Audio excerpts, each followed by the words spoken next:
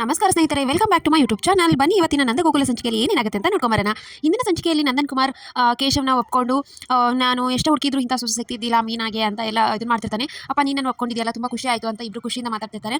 ಸರಿ ಇನ್ಯಾಕೆ ತಡ ಮಾಡ್ತಾ ಇದೆಯಾ, ಹೋಗಿ ಬೇಗ ಬೇಗ ಮೀನಾನ ಕರ್ಕೊಂಡು ಬಾ, ನಾನೇ ನನ್ನ ಸೊಸೆನ ಇದನ್ನು ಮಾಡಬೇಕು ಅಂತ ನಂದನ್ ಕುಮಾರ್ ಹೇಳ್ತಾನೆ. ಸರಿಯಪ್ಪ ಆಯಿತು, ನೀನು ಹೇಳಿರೋದು ದೊಡ್ಡ ಖುಷಿ ಅಂತ ನಾವು ಕೇಶವ ಹೋಗ್ತಾನೆ.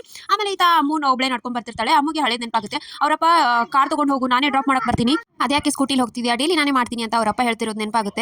ಇವಾಗ ನೋಡಿಯಪ್ಪ ನೀವು ಕಾರ್ ತೊಗೊಂಡು ಇದನ್ನು ಮಾಡ್ತೀನಿ, ಇವಾಗ ನಾನು ರಸ್ತೆಯಲ್ಲಿ ನಡ್ಕೊಂಡು ಬರ್ತಾ ಇದ್ದೀನಿ, ಈ ಪರಿಸ್ಥಿತಿಗೆಲ್ಲ ನಾನೇ ಕಾರಣ ಅಂತ ಹೇಳ್ತಿರ್ತಾಳೆ. ಅಷ್ಟರಲ್ಲಿ ವಲ್ಲಭ ಎದುರುಗಡೆ ಬರ್ತಾನೆ. ವಲ್ಲಭ ಬಂದು ಇದನ್ನು ನಿನ್ನ ಮರ್ತು ಹೋಗಿದ್ದೀನಿ ಅಂತ ಅನ್ಕೋಬೇಡ, ಇದು ಬೇಕಂತ ಬಿಟ್ಟು ಹೋಗಿದ್ದೀನಿ ಅನ್ಕೋಬೇಡ, ಮರ್ತು ಹೋದೆ ಅಂತ ಹೇಳ್ತಾನೆ. ನನಗೆ ಬರೋಕ್ಕೆ ಇಷ್ಟ ಇಲ್ಲ, ನಾನು ನಡ್ಕೊಂಡೇ ಬರ್ತೀನಿ ಅಂತ ಅಮ್ಮ ಹೇಳಿ ಮುಂದೆ ಹೋಗ್ತಾಳೆ. ಅಷ್ಟರಲ್ಲಿ ಸಡನ್ ಆಗಿ ಜೋರು ಮಳೆ ಬರುತ್ತೆ. ಸೊ ವಲ್ಲಭನು ನಿಂತಿರ್ತಾನೆ. ಮತ್ತೆ ಅಮ್ಮ ಹೋಗಿ ಗಾಡೀಲಿ ಕೂತ್ಕೊಂಡು ಇಬ್ರು ಮನೆಗೆ ಹೋಗ್ತಾರೆ. ಆಮೇಲೆ ಈತ ಮೀನಾ ಬರ್ತಿರ್ತಾಳೆ. ಕೇಶವನ್ ನೆನ್ಪು ಮಾಡ್ಕೊಂಡು ಮಳೆಯಲ್ಲಿ ನೆನೀತಾ ಒಂದು ಕಡೆ ನಿಲ್ತಾಳೆ. ಈ ಥರ ಇದರಲ್ಲಿ ನನ್ನ ಗಂಡನ ಇದೆ ಇಲ್ವಲ್ಲ ನನ್ನ ಜೊತೆ ಅಂತ ಹೇಳಿ ನಿಂತಿರ್ತಾಳೆ. ಅಷ್ಟರಲ್ಲಿ ಕೇಶವ ಬಂದು ಛತ್ರ ಹಿಡಿತಾನೆ. ಸಾರಿ ಮೀನಾ, ಬಾ ಮನೆಗೆ ಹೋಗೋಣ ಅಂತ ಹೇಳಿ ಕೇಶವ ಕರೀತಾನೆ. ಅದು ಮೀನಾ ಸುಮ್ಮನೆ ಆಗಿ ವಾಪಸ್ ಹೊರಟೋಗ್ತಾಳೆ. ಅದಕ್ಕೆ ಕೇಶವ ಹೇಳ್ತಾನೆ, ನೀನು ಅದು ಮಾಡಿದ್ದೆಲ್ಲ ನನಗೂ ತಪ್ಪು ಅಂತ ಅರಿವಾಗಿದೆ ಕಣೆ, ನಾನು ಹಾಗೆಲ್ಲ ಮಾತಾಡಬಾರ್ದಾಗಿತ್ತು, ಸಾರಿ ಕಣೆ ಮೀನಾ, ಬಾ ಮನೆಗೆ ಹೋಗೋಣ ಅಂತ ಎಲ್ಲ ಹೇಳ್ತಾನೆ. ಅದಕ್ಕೆ ಒಂದು ಸ್ವಲ್ಪ ಮುಂದೆ ಹೋಗಿ ಮೀನಾ ವಾಪಸ್ ತಿರುಗಿ ಓಡ್ ಬಂದು ಒಂದು ತಗೊಂಡು ಖುಷಿಯಿಂದ ಹಾಗೆ ಮಾಡ್ತಾಳೆ. ಆಮೇಲೆ ಈತ ಅಮ್ಮು ಹಾಗೆ ವಲ್ಲಭ ಮನೆಗೆ ಬರ್ತಾರೆ. ಮನೆಗೆ ಬಂದ ಮೇಲೆ ಬಾಗ್ಲಲ್ಲಿ ನಂದನ್ ಕುಮಾರ್ ಹಾಗೆ ಗಿರಿಜಾ ಎಲ್ಲರೂ ನಿಂತಿರೋದನ್ನು ನೋಡಿ ಏನು ನಾಟಕ ಮಾಡೋಣ ಇರೆ ಅಂತ ಹೇಳಿ ಅಮ್ಮುಗೆ ವಲ್ಲಭ ಹೇಳ್ತಾನೆ. ಸರಿ ಆಯಿತು, ಏನು ರೀ ನೀವು ಮಳೆಯಲ್ಲಿ ನನ್ನ ಸಂಬಂಧ ನೀವು ತೋರಿಸ್ಕೊಂಡ್ರಿ, ಇವಾಗ ನಿಮಗೆ ಶೀತ ಆದರೆ ಕಾಲೇಜ್ಗೆ ಹೋಗ್ತೀರಾ ಅಂತ ಹೇಳಿ ಇಬ್ಬರು ಮಾತಾಡ್ತಿರ್ತಾರೆ. ಅದಕ್ಕೆ ಹೌದು ನೀನು ತೋರಿಸ್ಕೊಂಡಿದ್ದಿಲ್ಲ, ಬಾ ನಿನಗೆ ಹೊಗೆ ಹಾಕ್ತೀನಿ ಅಂತ ವಲ್ಲಭ ಹೇಳ್ತಾನೆ.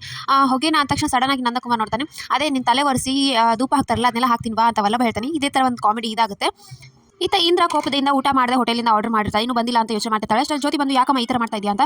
ಹೌದು ಕಣೆ, ಅಮ್ಮ ಹುಡುಗಿದ್ದಕ್ಕೆ ನಿನ್ನ ಮೇಲೆ ಎಲ್ಲರೂ ಇದನ್ನು ಮಾಡ್ತಾ ಇದ್ದಾರೆ, ಹೇಗಾದ್ರೂ ಮಾಡಿ ಅಮ್ಮ ವಿಷಯ ಬಯಲ್ತರಬೇಕು. ಅವಳು ಫೋನನ್ನ ಯಾವುದೇ ರೀತಿ ಅದ್ರ ಫೋನಿಂದ ತೊಗೊಂಡ್ರೆ ಎಲ್ಲ ಗೊತ್ತಾಗುತ್ತೆ ಅಂತ ಯೋಚನೆ ಮಾಡ್ತಿರ್ತಾಳೆ.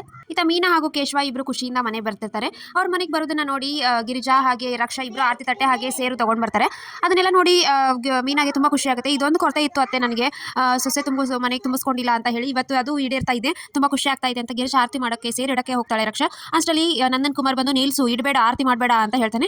ಅಲ್ರಿ ನೀವೇ ಹೇಳಿದ್ರಲ್ಲ ಅಂತ ಅನ್ನೋಷ್ಟರಲ್ಲಿ ಬೇಡ ಅಂತ ಸಿಟ್ಟಿಂದ ಹೇಳ್ತಾನೆ. ಅದಕ್ಕೆ ಮೀನಾ ಶಾಕ್ ಆಗ್ತಾಳೆ.